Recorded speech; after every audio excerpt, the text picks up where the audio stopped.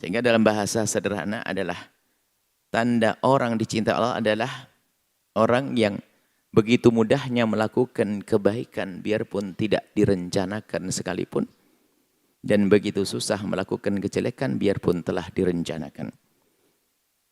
Tapi kalau orang tidak dicintai oleh Allah begitu mudahnya melakukan kejelekan biarpun tidak direncanakan.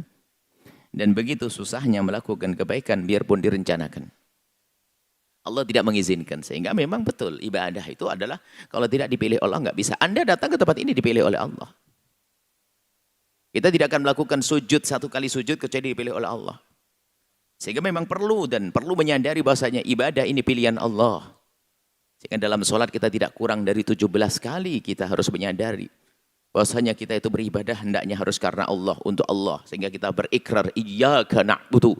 Kepadamu lah ya Allah kami beribadah dengan jasad kami, sujud rukuk, beribadah dengan pikiran kami, ide-ide cemerlang untuk kebaikan, ibadah dengan harta kami dan seterusnya. Iyyaka na'budu. Akan tapi ketahuilah seorang tidak akan bisa bersujud, beribadah kecuali dengan pertolongan Allah. Maka bergegas seorang hamba menyadari kelemahannya. Wa iyyaka nasta'in. Dan kepadamu lah ya Allah kami mohon pertolongan. Kita harus memahami makna yang diajarkan. Lihat. Setiap akan melakukan kebaikan biasanya Nabi memungkasi dengan la haula wala quwata illa billah. Doa, misalnya doa bepergian, doa ini atau ada la haula wala quwata illa billah. Kalimat la haula wala quwata illa billah harus disadari betul oleh seorang hamba yang maknanya la haula. Tidak ada kekuatan untuk melakukan ketaatan. Wala quwata, dan tidak ada kekuatan untuk meninggalkan kemaksiatan kecuali dengan Allah. Anda tidak bisa menghindari kemaksiatan kecuali Allah pilih. Kalau sudah tidak dipilih oleh Allah, biarpun tahajudan, buka handphone, ternyata yang dilihat jelek. Lihat, kenapa kok ngelihat yang kotor? Masya Allah. Padahal di tempat yang mulia, di dalam masjid barangkali, lagi umrah, etikaf, depan Masjidil Haram, depan Ka'bah barangkali.